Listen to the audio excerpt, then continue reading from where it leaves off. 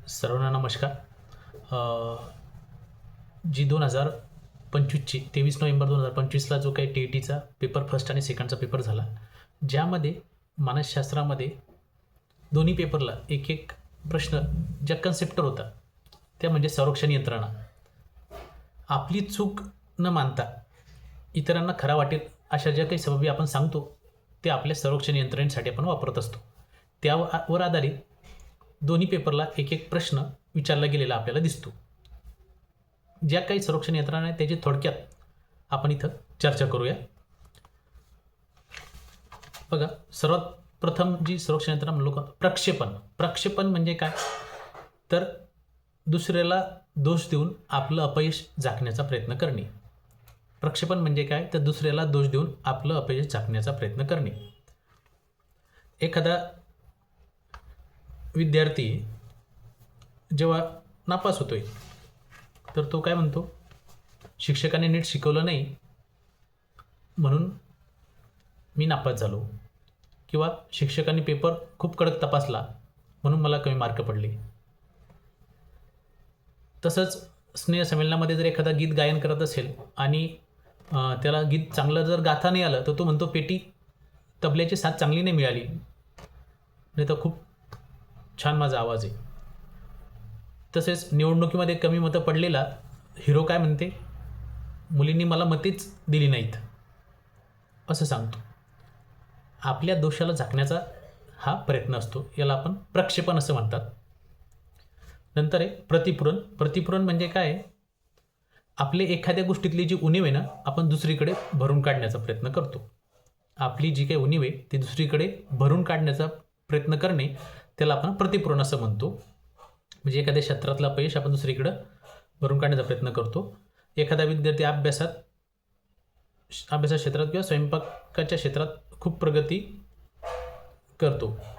अशा प्रकारे तो दिसायला साधारण जरी असला तरी तो अभ्यास करून आणि स्वयंपाकामध्ये कशामध्ये कौशल्य मिळवून तो नावलौकिक मिळवतो. शारीरिक दिव्यांग असलेली व्यक्तीसुद्धा कला क्षेत्रामध्ये खूप आघाडीवर असते. हे प्रतिपुरण आहे. म्हणजेच काय की आपण एखाद्या, जसं स्पर्धा परीक्षा क्षेत्रामध्ये अपयशी झालेले शिक्षक आता TET आणि केंद्रप्रमुख यांची जोमाने तयारी करत आहेत किंवा त्याला TET क्वालिफाय झालेले आहेत. म्हणजेच काय, तर ते प्रतिपुरण आहे. आता दुसरी कन्सेप्ट आपण बघतोय संरक्षण यंत्रणेची, दिवा स्वप्न.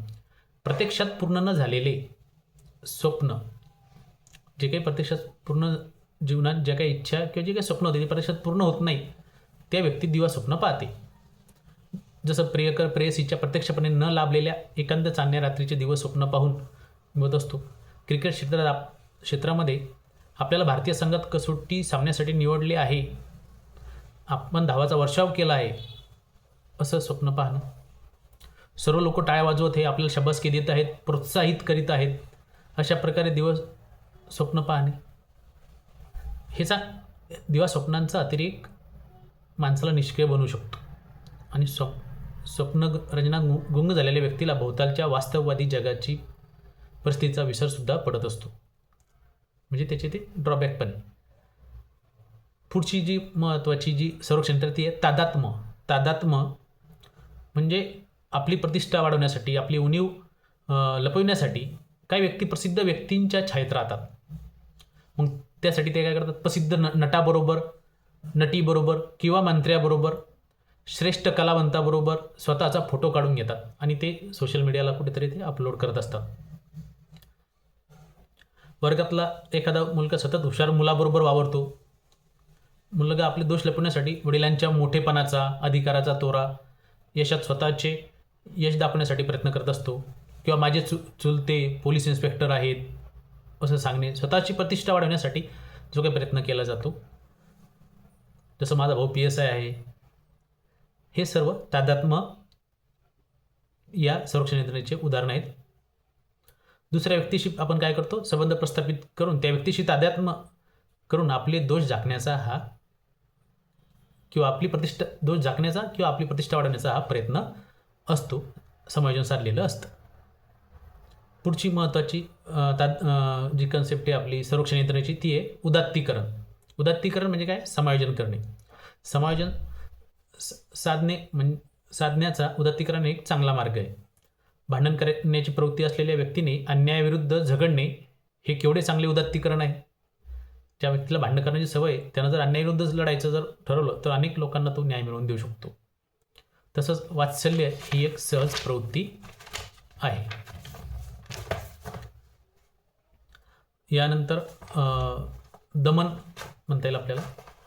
दमन म्हणजे यामध्ये वासना दाबून टाकल्या जातात, राग गिळून घेतला जातो.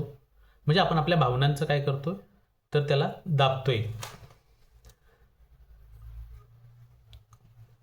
म्हणजेच काय, आपल्या भावना, राग, द्वेष आपण मनामध्ये दाबतोय. जसं चिंता वाटत असली तरी आपण निश्चित आहोत, भीती वाटत असली तरी आपण निर्भय आहोत असं दाखवण्याचा आपण प्रयत्न करत असतो. आणि असं घडत असतं आपल्या जीवनामध्ये. हे एक दमन असतं. पण त्यामुळे सुद्धा आपल्या मनावर ताण वाढत असतो आणि त्यातूनही गंभीर स्वरूपाच्या मानसिक व्याधी निर्माण होण्याची शक्यता असते. दमन ज्यावेळी आपण जाणीवपूर्वक करतो, मनाला वळण लावण्याचा प्रयत्न करतो, तेव्हा ते निरोधन असते. निरोधन हे दमनापेक्षा जास्त धोकादायक असते. निरोधन हे दमनापेक्षा जास्त धोकादायक असते. ही दमन ही आपण संरक्षण यंत्रणा पाहिली. नंतर आहे आत्मताडन. आत्मताडन आपली चूक झाली असताना आपल्याला जबरदस्त शिक्षा झाली हे दाखवण्यासाठी काही व्यक्ती स्वतःला शिक्षा करून घेतात. त्याला आत्मताडन असं म्हणतात. आणि मग आत्मताडन करून अशा व्यक्ती इतरांचे लक्ष स्वतःकडे लक्ष वेधून घेत असतात. त्यांनी सहानुभूती मिळवण्याचा प्रयत्न असतो. आमरण उपोषण करणे हा त्यातला एक महत्त्वाचं उदाहरण म्हणते की एखाद्या गोष्टीसाठी आपण आमरण उपोषण करतो म्हणजे आपल्याला पुढच्यांचं लक्ष आपल्याकडे आकर्षित किंवा केंद्रित करून घ्यायचं असतं. आत्मताडन याचं हे उदाहरण आहे, आमरण उपोषण करणे. पुढची संरक्षण यंत्रणा आहे विस्थापन. विस्थापन आपल्यापेक्षा श्रेष्ठ वरचढ व्यक्ती आपल्यावर रागवली तर आपण त्या व्यक्तीवर रागवू शकत नाही, शक्यच नाही. तो राग आपण आपल्या कनिष्ठ व्यक्तीवर प्रगट करतो. जसं पती रागावला तर पत्नी त्याचा राग आपल्या मुलांवर काढते, किंवा पत्नी रागवली तर पती त्याचा राग मुलांवर काढू शकतो. किंवा ऑफिसमध्ये पतीला जर बॉस रागवले असतील तर तो घरी येऊन तो राग पत्नीवर काढत असेल. या पद्धतीनं विस्थापन आपलं घडत असतं. म्हणजे मोठ्याचा राग लहानांवर काढल्या जातो, याला म्हणतात विस्थापन. नंतर नकारात्मकता ही संरक्षण यंत्रणा आहे. पगार वाढविला, जसं असहकार पुकारून काही वेळा समायोजन साधण्याचा प्रयत्न केला जातो. सिनेमा दाखवण्याचे मान्य केले तर आम्ही जेवणार नाही असे मुलं म्हणतात. सिनेमा दाखवला मान्य केलं नाही तर आम्ही जेवणार नाही, मोबाईल दिला नाही तर आम्ही जेवणार नाही. हे नकारात्मकता या संरक्षण यंत्रणेचं उदाहरण समजा. पगार वाढवला नाही तर आम्ही काम करणार नाही, कामगार म्हणतात. मी बोलणार नाही, मी जेवणार नाही, मी फिरायला येणार नाही. हे सर्व नकारात्मक वृत्ती संरक्षण यंत्रणेचे उदाहरण आहे. पुढची यंत्रणा आहे संरक्षण यंत्रणा आहे दांभिक आजार. दांभिक आजार ही एक पळवाट आहे. कठीण परिस्थितीमधून माघार घेण्यासाठी आजाराचे खेटो कारण दाखवले जाते. आजाराचे जे काही खोटं कारण दाखवलं जातं कठीण परिस्थितीमधून मार्ग काढण्यात. परीक्षेची भीती वाटायणारी मुलं काय करतात, आजारी असल्याचं सांगतात. कधी कधी मुलांना शाळेत जायचं, ते म्हणतात माझं पोट दुखू राहिलं. त्या दिवशी शाळेत पेपर असतो किंवा यांनी होमवर्क केलेलं नसतं, शाळेत चेक करणार असतात. मग तिथं दांभिक आजाराचं रूप लहान मुलं आपल्याला घरातले घेताना दिसतात. आजारपणामुळे त्यांना आईवडिलांची सहानुभूती मिळते, परीक्षेतून त्यांची सुटका होते. आणि आपण हे अनुभवतो. आपल्या घरामध्ये लहान लहान मुलं या पद्धतीनं वागतात. कधी कधी त्यांना अभ्यास करायचं ते म्हणतात माझं पोट दुखू राहिलं, तर आपणच म्हणतो बाळा ये औषध घे आणि लगेच झोप, बाळ खुश. पुढची संरक्षण यंत्रणा आहे परागमन. लहानपणीचा सुखद काळ प्रौढपणी सारखा आठवून वर्तमान काळातील कठीण जी परिस्थिती विसरण्याचा प्रयत्न केला जातो. लहानपणीचा सुखद अनुभव आपण आठवतो आणि वर्तमानातली परिस्थिती विसरण्याचा आपण प्रयत्न करतो. की मी 10व्या वर्गामध्ये पहिल्या क्रमांकानं मी उत्तीर्ण झालेलो होतो. म्हणजे उच्च शिक्षण घेत असताना होतो की 10वीमध्ये मी इतक्या 10वीमध्ये पहिला आलो होतो. पूर्वीचे वैभव प्रौढ व्यक्ती आठवत बसतात.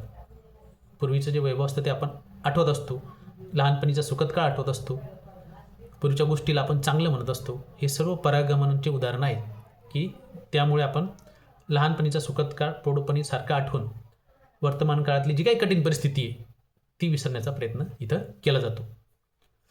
पुढचं महत्त्वाचं आहे, सर्वात महत्त्वाचं प्रतिक्रियात्मक उठती. प्रतिक्रियात्मक वृत्ती संरक्षण यंत्रणा कुठं होते की काही अधिकारी खूप चांगलं भाषण देतात, असं असलं पाहिजे, तसं केलं पाहिजे, लोकांना चांगल्या सुविधा दिल्या पाहिजे, शिक्षक हा आधार आहे, किंवा कर्मचारी खूप महत्त्वाचे असतात असे आपले ऑफिसर बोलत असतात आणि तेच तुमचं काम करण्यासाठी पैसे घेत असतात. ही झाली प्रतिक्रियात्मक वृत्ती. म्हणजे आपल्या मनातली इच्छा इतरांना दिसू नये म्हणून त्याविरुद्ध आचरण करणे.